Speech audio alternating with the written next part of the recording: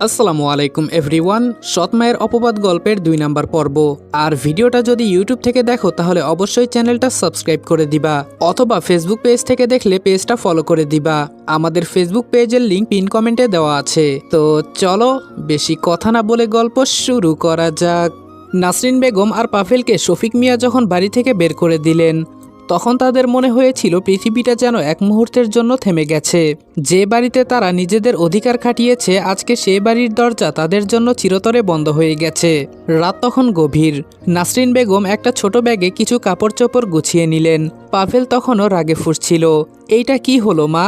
ওই শফিক মিয়া এত সাহস পাইল কই? সামান্য একটা ব্যাপারে আমাদেরকে বের করে দিল।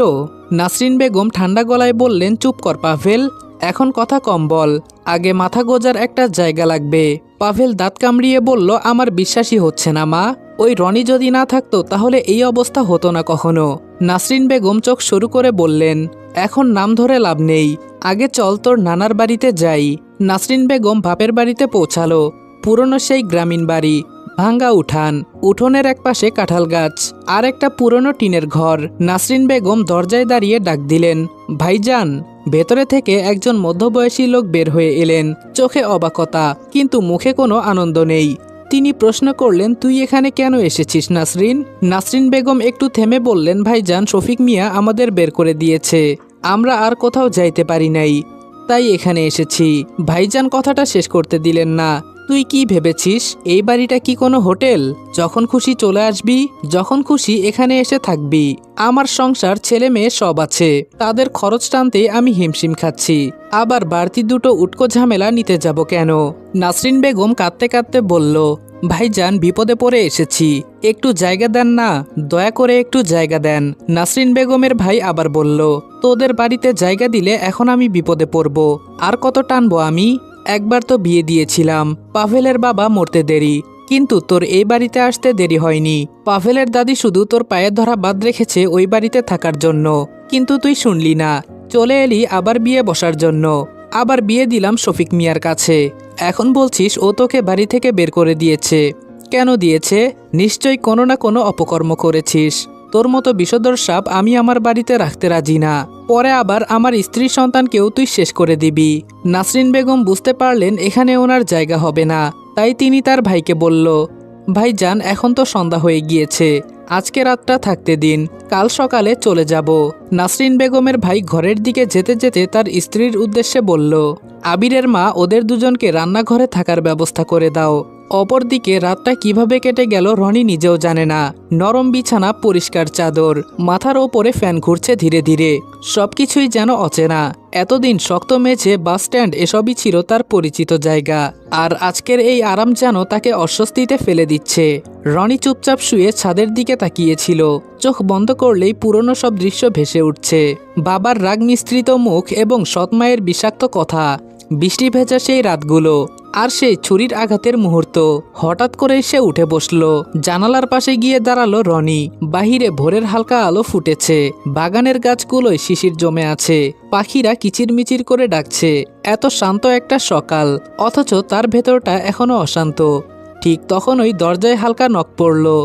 রাকিব ডেকে বলল, রনি, ঘুম থেকে উঠেছ? রনি একটু থেমে দরজা খুলে দিল।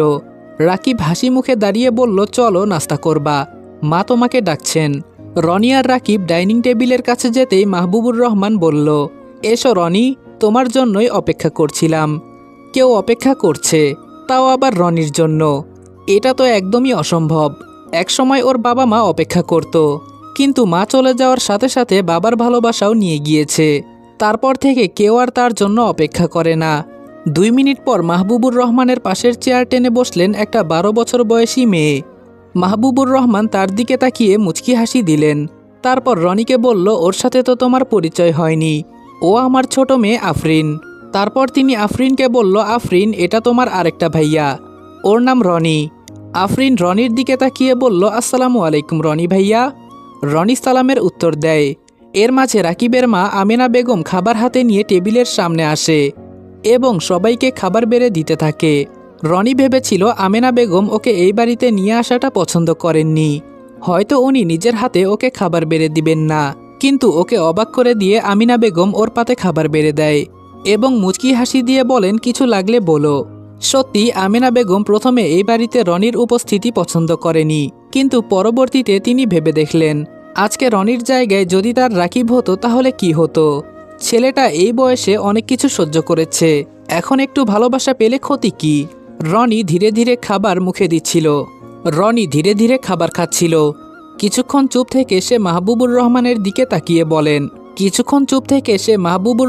দিকে তাকিয়ে বলল, আঙ্কেল, আমাকে কি কি কাজ করতে হবে যদি একটু বুঝিয়ে দিতেন। মাহবুবুর রহমান কিছু বলার আগেই আমেনা বেগম একটু বিস্মিত হয়ে বললেন, কাজ করবা মানে? এই বয়সে তুমি কি কাজ করবা? রনি মাথা নিচু করে আস্তে করে বলল, কাজ না করলে এই বাড়িতে থাকবো কিভাবে। আমেনা বেগম এবার একটু নরম গলায় বললেন, তোমার কোনো কাজ করতে হবে না, আগে বলো তুমি কতটুকু পড়াশোনা করেছো। রনি জবাব দিল, জি, আমি এবার এসএসসি পরীক্ষা দিয়েছি, তবে পাশ করেছি কি না জানি না। এ কথা শুনে রাকিব হালকা হেসে বলল, ও তাহলে তো তুমি আর আমি একই ব্যাচের, কিন্তু রেজাল্ট তো 1 মাস আগেই বের হয়েছে। আমি তো এ গ্রেড পেয়েছি, তুমি জানো না তুমি কি পেয়েছো? রনি একটু অপ্রস্তুত হয়ে চুপ করে রইল, তার চোখে যেন হালকা কষ্টের ছায়া ফুটে উঠল। এই কয়েক মাসে নিজের ফলাফল জানার মতো সুযোগ বা অবস্থা কোনোটাই তার ছিল না। রনির নীরবতা দেখে টেবিলে এক মুহূর্তের জন্য অস্বস্তিকর নীরবতা নেমে এলো। মাহবুব রহমান বিষয়টা বুঝতে পেরে নরম গলায় বললেন, কোনো সমস্যা নেই, আজই তোমার রেজাল্টটা দেখে নেওয়া যাবে। রনি বলল, কিভাবে আঙ্কেল? রাকিব সাথে সাথেই বলল, আরে এটা কোনো ব্যাপারই না, অনলাইনে দেখা যায়। তুমি তোমার রোল নাম্বারটা বলো, মনে আছে তো? রনি উত্তর দিল, হ্যাঁ মনে আছে। রাকিব দ্রুত তার ফোনটা নিয়ে বসল, ঠিক আছে তোমার রোল নাম্বারটা বলো। কিছুক্ষণ রুম জুড়ে নীরবতা ছেয়ে গেল। রাকিব চিৎকার করে উঠে বলে, আরে রনি, তুমি তো A+ পেয়েছো। আমেনা বেগম বলল, মাশাল্লাহ, তুমি তো খুব মেধাবী শিক্ষার্থী। কিছুদিন পরে আমাদের রাকিব কলেজে ভর্তি হবে, তুমিও ওর সাথে সেই কলেজে ভর্তি হবে। রনি কিছু বলার জন্য মুখ খোলার আগেই মাহবুবুর রহমান বললেন, তোমার পড়াশোনার সম্পূর্ণ খরচ আমার, তুমি কোনো কিছুর চিন্তা করো না, মন দিয়ে পড়াশোনা করো। রনি চোখের পানি মুছতে মুছতে জিজ্ঞেস করে, আপনারা আমার জন্য এত কিছু কেন করছেন? মাহবুব রহমান মৃদু হেসে রনির দিকে তাকালেন, তারপর শান্ত গলায় বললেন, কারণ বাবা, সব সম্পর্ক রক্তের হয় না, কিছু সম্পর্ক মানুষ নিজে থেকে তৈরি করে, ভালোবাসা দিয়ে, দায়িত্ব দিয়ে। আর আজকে থেকে তুমি আমার সেই সম্পর্কেরই একজন। রাতটা গভীর হলেও শফিক মিয়ার চোখে একটুও ঘুম নেই। নিস্তব্ধ অন্ধকারে শুয়ে থাকলেও তার ভেতরটা অশান্ত হয়ে ওঠে বারবার। কানে ভেসে আসে সেই কাপা কণ্ঠ, আমি চুরি করিনি বাবা। হঠাৎ তিনি ধরফর করে উঠে বসেন, বুকের ভেতরটা ভারী হয়ে আসে, শ্বাস নিতে কষ্ট হয়। মনে হয় রাগের অন্ধত্বে তিনি যেন নিজের হাতেই নিজের হৃদয়টাকে ভেঙে ফেলেছেন। ধীরে ধীরে উঠে তিনি হাঁটতে হাঁটতে চলে যান উঠোনে, সেই জায়গাটায় দাঁড়ান যেখানে সেদিন তার ছেলেটা অসহায়ের মতো পড়েছিল। চারপাশে নিস্তব্ধতা, শুধু হালকা বাতাসে পাতার শব্দ। তিনি মাটির দিকে তাকিয়ে ফিসফিস করে বলেন, আমি কি করে পারলাম নিজের ছেলের সাথে এমন করতে? চোখের কোণে পানি জমে ওঠে।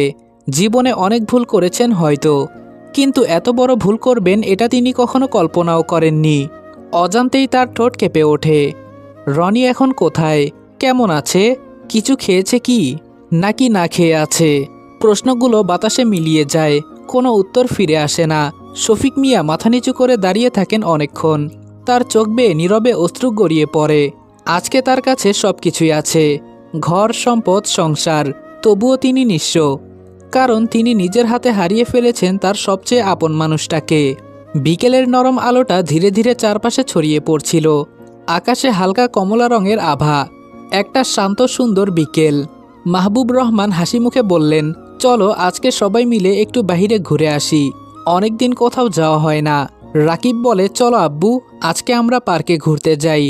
আফরিন খুশিতে হাততালি দিয়ে বলল, আমি দোলনায় চড়ব। রনি একটু চুপ করে দাঁড়িয়েছিল, তার কি করা উচিত আর কি বলা উচিত বুঝতে পারছে না। আমেনা বেগম রনির দিকে তাকিয়ে মুচকি হেসে বললেন, কি হলো, তুমি যাবে না নাকি? রনি হালকা হেসে মাথা নেড়ে বলল, জি যাব। পার্কে পৌঁছাতেই চারপাশের কোলাহল, বাচ্চাদের হাসির শব্দ সবকিছুই যেন একসাথে রনির মনটা ভরে দিল। সবুজ ঘাস, ফুলের বাগান, হালকা বাতাস, সবকিছুই যেন জীবন্ত। আফরিন দৌড়ে গিয়ে দোলনায় বসে চিৎকার করে বলল, রাকিব ভাইয়া, আমাকে দোল দাও। রাকিব হাসতে হাসতে দোলনা ঠেলতে লাগলো, ধরে বসো কিন্তু, আবার পড়ে যেও না। আফরিন খিলখিল করে হাসছিল। সেই হাসি শুনে অজান্তেই রনির ঠোঁটেও হাসি ফুটে উঠল। মাহবুব রহমান ধীরে ধীরে হেঁটে রনির পাশে এসে দাঁড়ালেন। কেমন লাগছে? রনি একটু থেমে বলল, অনেক ভালো। অনেক দিন পর এতটা ভালো লাগছে। তার গলায় কেমন একটা আবেগ মিশেছিল। মাহবুব রহমান নরম স্বরে বললেন, জীবনে কষ্ট থাকবে, কিন্তু তার মাঝেও এই ছোট ছোট আনন্দগুলো ধরে রাখতে হয়। রনি চুপ করে মাথা নাড়ালো। কিছুক্ষণ পর রাকিব একটা ফুটবল নিয়ে এসে বলল, এই রনি, খেলবা? রনি একটু ইতস্তত করল, তারপর বলল, হ্যাঁ খেলবো। রনি আর রাকিব ফুটবল খেলা শুরু করে। রনি যখন রাকিবের থেকে বল নিয়ে দৌড় দেয় তখনই কারোর সাথে ধাক্কা লাগে। রনি মাথা নিচু করে দাঁড়িয়ে পড়ল। সামনে থেকে একটা মেয়ে কণ্ঠ ভেসে আসলো, এই যে মিস্টার, চোখ কি কোথাও বিক্রি করে এসেছেন? রনি মাথা নিচু করে জবাব দেয়, সরি, আমি খেয়াল করিনি। মেয়েটা আবার বলল, সরি বললেই তো সব শেষ হয়ে যায় না, একটু দেখে চলতে পারেন না? এর মধ্যে রাকিব সেখানে দৌড়ে আসলো। রাকিব বলল, সরি আপু, আমি আর আমার বন্ধু ফুটবল খেলছিলাম। মেয়েটা বলল, ফুটবল ক্রিকেট যাই খেলো না কেন সমস্যা নেই, কিন্তু একটু খেয়াল রাখবে তোমাদের জন্য যাতে অন্য কেউ সমস্যায় না পড়ে। মেয়েটার কথা শুনে রাকিব মাথা চুলকে হেসে বলল, জি আপু, ভুল হয়ে গেছে, এমনটা আর কখনো হবে না। রনি তখনও মাথা নিচু করে দাঁড়িয়েছিল। সে আস্তে করে বলল, আমি সত্যি দুঃখিত, খেয়াল করিনি। মেয়েটা একটু বিরক্ত স্বরে বলল, ঠিক আছে, সামনে থেকে দেখে চলাচল করবে। রনি আর কিছু বলল না, মাথা নিচু রেখেই একপাশে সরে দাঁড়ালো। রাকিব পরিস্থিতি হালকা করতে বলল, চল রনি, খেলাটা শেষ করি। রনি ছোট্ট করে মাথা নেড়ে বলল, হ্যাঁ চল। পার্ক থেকে ঘুরে এসে সবাই বেশ ক্লান্ত, কিন্তু রনির মনটা আজকে অদ্ভুতভাবে হালকা। রাতের খাবার শেষে সবাই যখন নিজেদের ঘরে চলে গেল, রনি তখন বারান্দায় দাঁড়িয়েছিল। আকাশের দিকে তাকিয়ে সে মনে মনে বলছে, আল্লাহ, এতদিন পর একটু শান্তি দিলে, এটা যেন আবার কেড়ে নিও না। ঠিক তখনই পাশে এসে দাঁড়ালো রাকিব। কি ভাবছো এত? রনি হালকা হেসে বলল, কিছু না, শুধু ভাবতেছি জীবনটা হঠাৎ এত বদলে গেল কিভাবে। রাকিব কাঁধে হাত রেখে বলল, জীবন এমনই, কখনো নিচে ফেলে আবার কখনো উপরে তোলে। তুমি এখন উপরে ওঠার টাইমে আছো। রনি কোনো কথা না বলে চুপ করে রইল। তার চোখে আবার সেই দৃঢ়তা ফিরে এসেছে। পরের দিন সকালে ঘুম থেকে উঠে রনি নতুন একটা সিদ্ধান্ত নিল। সে শুধু এই পরিবারের দয়া নিয়ে বাঁচবে না, নিজেকে প্রমাণ করবে। নাস্তার টেবিলে বসে সে বলল, আঙ্কেল, আমি একটা পার্ট টাইম কাজ করতে চাই পড়াশোনার পাশাপাশি। আমিনা বেগম অবাক হয়ে বললেন, কেন? আমরা তো আছি।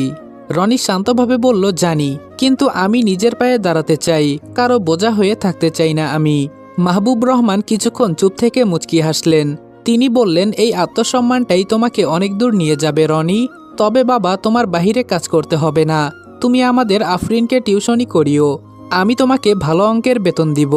রনি বলল, আঙ্কেল, এসব কি বলছেন আপনি? আমি আপনাদের বাড়িতে থাকছি, খাচ্ছি। আফরিনকে টিউশন করাতে বললে আমি এমনি করাবো, আপনাদের থেকে বেতন নিতে পারবো না। রনির কথা শুনে এক মুহূর্তের জন্য পুরো টেবিলটা নিস্তব্ধ হয়ে গেল। মাহবুব রহমান গভীরভাবে রনির দিকে তাকিয়ে রইলেন। ছেলেটার চোখে এক ধরনের জেদ, আত্মসম্মানের। তিনি ধীরে ধীরে বললেন, তুমি বেতন নিতে চাও না, তাই তো? এটা তোমার সম্মানবোধ, কিন্তু তুমি যে কাজটা করবে সেটা তোমার পরিশ্রম। পরিশ্রমের মূল্য না নিলে সেটা নিজের প্রতি অন্যায় করা হবে বাবা। রনি কিছু বলতে গিয়েও থেমে গেল। আমিনা বেগম নরম কণ্ঠে বললেন, দেখো রনি, আমরা তোমাকে দয়া করে কিছু দিচ্ছি না, তুমি এই পরিবারের একজন, আর পরিবারের কেউ কিছু করলে তার মূল্য দেওয়া লজ্জার কিছু না। রাকিব হেসে বলল, আরে ভাই, আফরিনকে পড়ানো সহজ কাজ না, ও কিন্তু অনেক প্রশ্ন করে। আফরিন সাথে সাথে মুখ ফুলিয়ে বলল, এই আমি কিন্তু ভালো স্টুডেন্ট। সবাই হালকা হেসে উঠল। এই হাসির মাঝে রনির বুকের ভেতরটা কেমন যেন উষ্ণ হয়ে উঠল। এতদিন পর এমন স্বাভাবিক, এমন আপন একটা মুহূর্ত। সে মাথা নিচু করে আস্তে করে বলল, তাহলে ঠিক আছে, আপনারা যেভাবে ভালো মনে করেন আমি সেভাবেই করব। মাহবুব রহমান সন্তুষ্ট হয়ে মাথা নাড়ালেন। এই তো, আজকে থেকেই শুরু করো। অপরদিকে নাসরিন বেগম ও পাভেল এবার এসে দাঁড়ালেন পাভেলের বাবার বাড়িতে, মানে ওনার প্রথম স্বামীর বাড়িতে। পাভেল দাদি বলে ডাক দিতেই ভেতর থেকে বের হয়ে আসলো একজন বৃদ্ধা মহিলা। এসে বলল, তোমরা কে? নাসরিন বেগম জবাব দেন, আম্মা, আমি নাসরিন, এটা আপনার নাতি পাভেল। নাসরিন নামটা কানে যেতেই বৃদ্ধা মহিলার চোখে মুখে ক্ষোভ প্রকাশ হলো। তিনি রাগী কণ্ঠে জিজ্ঞেস করলেন, কেন আইসিস এখানে? কি চাই তোদের? নাসরিন বেগম বলল, আম্মা, আমরা এখন থেকে এই বাড়িতেই থাকবো। বৃদ্ধা বলল, কেন, তোর দ্বিতীয় স্বামী তোদের বাড়ি থেকে বের করে দিয়েছে? পাভেল বলে, দাদি, খুব বিপদে পড়ে এই বাড়িতে এসেছি, আমাদের একটু জায়গা দাও। বৃদ্ধা মহিলা বলল, তোর বাপ মারা যাওয়ার পর আমি তোর মাকে কত অনুরোধ করেছি এই বাড়িতে থাকার জন্য। আমি বলেছিলাম আমার পোলার শেষ স্মৃতিটা নিয়ে এখানে থাকতে। তোর মুখের দিকে তাকাইলে আমার পোলার কষ্ট ভুলে থাকতে পারমু। কিন্তু তোর মা তার বাপের বাড়িতে চলে গেছে আবার বিয়ে বসার জন্য। এখন আমি তোদের অনুরোধ কেন রাখমু? কেন তোদেরকে এ বাড়িতে জায়গা দিমু? চলে যা এই বাড়ি থেকে। এই বাড়িতে তোদের কোনো জায়গা নেই। আসসালামু আলাইকুম এভরিওয়ান। সৎ মায়ের অপবাদ গল্পের দ্বিতীয় পর্ব এখানে শেষ করলাম। ভিডিওটা ভালো লাগলে লাইক এবং কমেন্ট করে দিবা। আর চ্যানেলে নতুন হলে সাবস্ক্রাইব করতে ভুলবা না। আর ভিডিওটা ফেসবুক পেজ থেকে দেখলে আমাদের পেজটা অবশ্যই ফলো করে দিবা। এবং সৎ মায়ের অপবাদ এই গল্পের লেখক হচ্ছে ইফতিদা জান্নাত। যদি কেউ তার লেখা গল্প পড়তে চাও তাহলে ফেসবুক পেজে চলে যেতে পারো। তার পেজের লিংক আমাদের ডিসক্রিপশন বক্সে দেওয়া থাকবে। তো দেখা হচ্ছে তোমাদের সাথে নেক্সট ভিডিওতে। ততক্ষণ ভালো থাকবা, সুস্থ থাকবা। আল্লাহ হাফেজ।